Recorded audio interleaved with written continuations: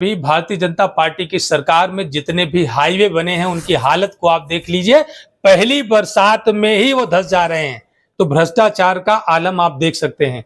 रही बात, आप थाने से लेकर के आप सचिवालय तक आप देख लीजिए, थानों का भ्रष्टाचार 3 गुना ज्यादा बढ़ गया है करना पड़ेगा। और तो भारतीय जनता पार्टी की सरकार निश्चित रूप से शिक्षा की गुणवत्ता को खराब कर रही है और प्रतियोगी छात्रों के भविष्य को खराब कर रही है। आरक्षित पद जो पिछड़े और अनुसूचित समाज के लिए आरक्षित पद हैं, वो हर एक विश्वविद्यालय में खाली पड़े हुए हैं। मैंने नमस्कार, एमटी टॉक शो में आपका स्वागत है। मैं हूं कीर्ति सोनी। एक तरफ जहां उत्तर प्रदेश में बेरोजगारी से छात्र और युवा परेशान हैं, वहीं समाजवादी पार्टी लगातार खाली पदों पर भर्ती न होने का अभियान चलाकर प्रदेश सरकार को घेर रही है। जब उत्तर प्रदेश में 60,000 पुलिस कर्मियों की नियुक्ति पत्र दिया गया, तो गृह मंत्री अमित शाह ने कहा कि यह भर्ती बिना पर्चा और खर्चा के हुई है। सपा सरकार पर इशारा करते हुए गृह मंत्री ने कहा कि पहले पर्ची पर नियुक्ति हो जाती थी, जो बंद हो चुकी है। इसी पर प्रतिक्रिया देते हुए समाजवादी पार्टी के विधायक डॉक्टर आर.के. वर्मा ने उत्तर प्रदेश सरकार पर सवाल उठाए और कहा कि अमित शाह खर्चा चाह रहे थे। जहां 1.5 लाख पुलिसकर्मियों की जरूरत है, वहां कुछ हजार भर्ती कैसे कमी पूरी कर सकती हैं। इसके अलावा डॉक्टर वर्मा ने अन्य विभागों में खाली पदों पर सवाल उठाते हुए कहा कि भर्ती कब की जाए। छात्रों और प्रतियोगियों का भविष्य सरकार खराब कर रही है। आइए जानते हैं इस वीडियो में कि डॉक्टर आर.के. वर्मा ने और क्या कहा। क्या वो कहना चाह रहे हैं कि उनको खर्चे और पर्चे चाहिए। रही बात 60,000 सिपाहियों की भर्ती के नियुक्ति प्रमाण पत्र की, तो मैं पूछना चाहूंगा कि उत्तर प्रदेश सरकार पहले ये बताए कि कितने अभी सिपाहियों के पद खाली पड़े हुए हैं। 60,000 की भर्ती कराई गई है, 1.5 लाख पद खाली पड़े हुए हैं। और यह सरकार तो प्रतियोगी छात्रों को नौकरी देना नहीं चाहती है। अभी तक बड़े पैमाने पर हर विभाग में नौकरियां खाली पड़ी हुई हैं, पद खाली पड़े हुए हैं। सरकार उन पर विज्ञप्ति निकालने का काम नहीं कर रही है। आप सबके संज्ञान में होगा कि टीजीटी और पीजीटी का आवेदन अभ्यर्थियों से इन्होंने 2022 में लिया था। 2022 से लेकर के आज तक 2025 मध्य चल रहा है, ये परीक्षा नहीं करा पाए हैं। तो आप समझ सकते हैं कि भारतीय जनता पार्टी की सरकार शिक्षा पर नहीं ध्यान दे रही है, ना तो प्रतियोगी छात्रों के भविष्य को ध्यान दे रही है। अभी आप सब लोगों की जानकारी में है कि उत्तर प्रदेश के बड़े पैमाने पर जो प्राथमिक विद्यालय और उच्च प्राथमिक विद्यालय थे, इनको मर्ज करके विद्यालयों की संख्या को कम करने का प्रयास किया जा रहा है। जो गरीब नौनिहाल बच्चे जो दूर दूर से अब उन विद्यालयों में नहीं जा पाएंगे, वो शिक्षा से वंचित हो जाएंगे। अगर विद्यालयों की संख्या कम हो जाएगी तो स्वाभाविक बात है कि शिक्षकों की संख्या कम हो जाएगी, इनको भर्ती कम करना पड़ेगा, इनको पैसे कम खर्च करना पड़ेगा। तो भारतीय जनता पार्टी की सरकार निश्चित रूप से शिक्षा की गुणवत्ता को खराब कर रही है और प्रतियोगी छात्रों के भविष्य को खराब कर रही है। बीजेपी सरकार पुलिस भर्ती को 2027 के लिए एक मास्टर स्ट्रोक बता रही है। पुलिस भर्ती के बहाने तीसरी बार बीजेपी सत्ता में आना चाहती है। जब इस पर सवाल किया गया कि क्या पुलिस भर्ती बीजेपी के लिए मास्टर स्ट्रोक 2027 में है, इस सवाल के जवाब में सपा विधायक आर.के. वर्मा ने क्या कहा कि सरकार किस नौकरी की बात कर रही है। हर विभाग में बड़े संस्थान में पद खाली पड़े हैं, वहां भर्ती क्यों नहीं हो रही है। भारतीय जनता पार्टी केवल झूठ बोल रही है और केवल झूठ बोल रही है और विनाश करने वाली पार्टी है। भारतीय जनता पार्टी को उन्होंने विनाश करने वाली पार्टी बताया है। और आइए जानते हैं इस सवाल के जवाब में आर.के. वर्मा ने और क्या बोला।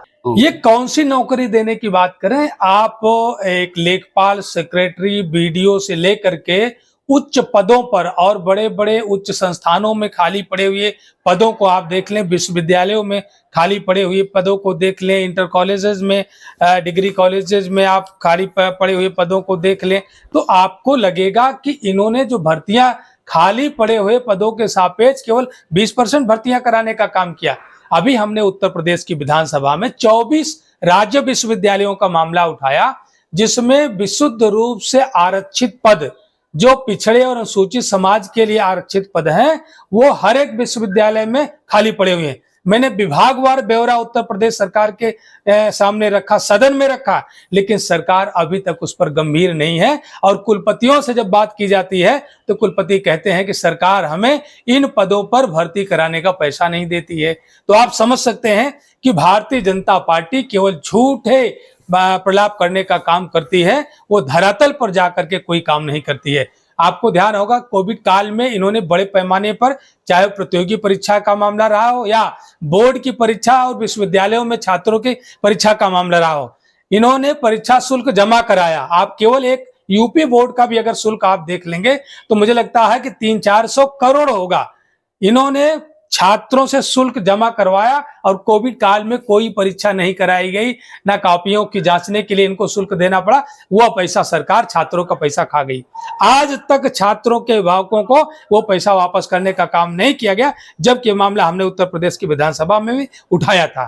तो आप समझ सकते हैं कि यह सरकार नौकरी विरोधी है। अगर नौकरी देने की बात करती है तो सबसे पहले मैं कहना चाहूंगा कि हर एक विभाग में जहां पर इन्होंने आउटसोर्सिंग के माध्यम से, जहां पर पीडीए का व्यक्ति छोटी मोटी नौकरी करता था, जो व्यक्ति कम पढ़ा लिखा है, जिनका आर्थिक आधार अच्छा नहीं है, जिनकी परिवार की स्थिति अच्छी नहीं है, जो प्रतियोगी परीक्षाओं को क्वालिफाई नहीं कर पाए, ऐसे लोगों को जो इन्होंने आउटसोर्सिंग के माध्यम से भर्ती करा करके उनका भविष्य खराब करने का काम कर रहे हैं, मैं उनके बारे में मैं कहना चाहता हूं कि सरकार उन पदों पर विज्ञापन देने का काम कम करेगी। हर एक विभाग में ड्राइवर के पद खाली पड़े हुए हैं, जहां पर आउटसोर्सिंग के माध्यम से काम चलाने का काम किया जा रहा है। आप नगर निगम से लेकर के नगर पंचायतों में देख लेंगे, एक एक नगर पंचायत में 50-50 कर्मचारियों की नियुक्ति करते हैं और सभी आउटसोर्सिंग के माध्यम से करते हैं। 10,000-12,000 रुपए में उनको परिवार का खर्चा चलाना पड़ता है। कौन ऐसा व्यक्ति है जो 10,000-12,000 में अपने बुजुर्गों की दवाई करा पाएगा और बच्चों की पढ़ाई करा पाएगा? बीजेपी अक्सर आरोप लगाती है कि समाजवादी पार्टी की सत्ता के दौरान नौकरियां कोर्ट में फंस जाती थीं। सपा सरकार भर्ती को क्लियर ही नहीं कर पाती थी। हमने डॉक्टर आर.के. वर्मा से यह भी सवाल किया कि क्या 2027 में सपा की सरकार नौकरी के प्रति मक्या नीति होगी, जबकि सपा के कार्यकाल में नौकरियों की बात कोर्ट में उलझ जाती थी। इस पर सपा विधायक डॉक्टर आर.के. वर्मा ने कहा कि बीजेपी की सत्ता में सबसे ज्यादा मामले कोर्ट में गए। सपा बैकलॉग की भर्ती करने का काम करेगी। जातिगत जनगणना होने के बाद हर समाज को हिस्सेदारी मिलेगी। आइए जानते हैं कि इस सवाल पे और डॉक्टर वर्मा ने क्या कहा।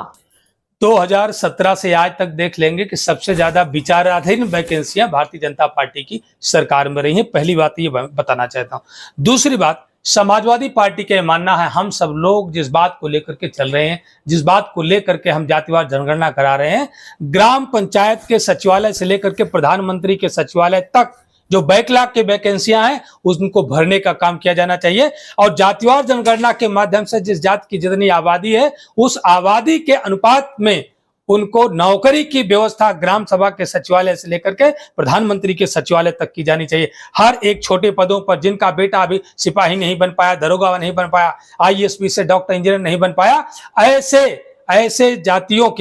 ऐसे जातियों के बच्चों को उनको नौकरी देने की व्यवस्था हमारी सरकार करेगी। इसीलिए हम सब लोग जातिवार जनगणना चाहते हैं कि अभी इस देश में कौन सी ऐसी जातियां हैं जो राजनीति और समाज की मुख्य धारा में नहीं आ पाई हैं, जो अभी शिक्षा से अछूती रह गई हैं, जिनको अभी तक अवसर नहीं मिल पाया है। तो हमारी सरकार, समाजवादी पार्टी की सरकार, ऐसे लोगों को अवसर मुहैया करा करके और अवसर के साथ साथ संसाधन मुहैया करा करके उनकी आबादी के अनुपात में प्रधानमंत्री के सचिवालय से लेकर के ग्राम पंचायत के सचिवालय तक उनको नौकरियां देने का काम किया जाएगा। बीजेपी सरकार का दावा है कि सरकार भ्रष्टाचार मुक्त है। किसी तरह के भ्रष्टाचार का आरोप नहीं लगा। सब काम पारदर्शी तरीके से हो रहे हैं। Doctor R K. वर्मा लोक लेख समिति के सदस्य भी हैं। एमटी टॉक शो ने सवाल किया कि डॉक्टर आर.के. वर्मा बीजेपी के भ्रष्टाचार मुक्त सरकार के दावे से कितना संतुष्ट है। Doctor R K. वर्मा का कहना था कि बीजेपी आकंठ भ्रष्टाचार में डूबी हुई पार्टी है। जितने भी हाईवे बने हैं देख लीजिए पहली बरसात में ही टूट गए हैं। अस्पताल की बिल्डिंग हैंडओवर होने से पहले ही मरम्मत होने लगी है। थाने से सचिवालय तक देख लीजिए, थाने का भ्रष्टाचार तो 3 गुना बढ़ गया है। आइए जानते हैं इस सवाल पे और डॉक्टर आर.के. वर्मा ने क्या कहा है। देखिए, बड़े पैमाने पर अभी भारतीय जनता पार्टी की सरकार में जितने भी हाईवे बने हैं उनकी हालत को आप देख लीजिए। पहली बरसात में ही वो धंस जा रहे हैं। तो भ्रष्टाचार का आलम आप देख सकते हैं। रही बात, आप थाने से लेकर के आप सचिवालय तक आप देख लीजिए, थानों का भ्रष्टाचार 3 गुना ज्यादा बढ़ गया है।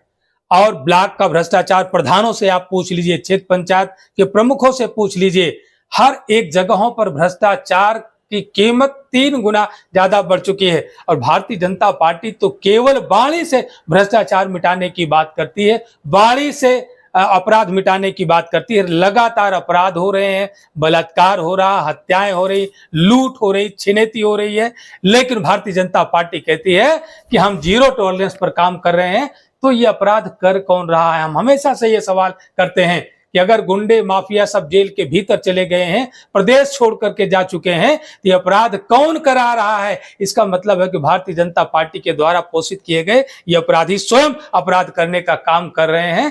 तो निश्चित रूप से आज भारतीय जनता पार्टी की सरकार में भ्रष्टाचार कई गुना ज्यादा बढ़ गया है। हर एक विभाग में, आप किसी विभाग में चले जाएं, एक सड़क का निर्माण हो रहा हो, पुल का निर्माण हो रहा हो, तो वहां पर विभागीय कमीशन कई गुना ज्यादा हो चुका है। तो गुणवत्ता आपके सामने है कि चीजें बनती हैं, एक बिल्डिंग बनती है और 1 वर्ष भी नहीं होता है वो गिरने लगती है, कहीं बरसात में चूने लगती है, उस पर फिर से रिपेयर का काम शुरू किया जाता है। यहीं पर 100 बेड का अस्पताल बना और उसको हैंडओवर भी नहीं किया जा सका, उसके पहले ही उसमें मरम्मत का काम शुरू करना पड़ा। तो ये भारतीय जनता पार्टी की सरकार में भ्रष्टाचार का आलम है। इसी तरह से बीजेपी के हर दावे की पोल खोलने में सपा लगी हुई है। देखने वाली बात होगी कि 2027 में जनता कितना इस बात पर भरोसा करती है और सपा के पीडीए के साथ सरकार बनाने के दावे पर कितनी मजबूती से कड़ी रहती है।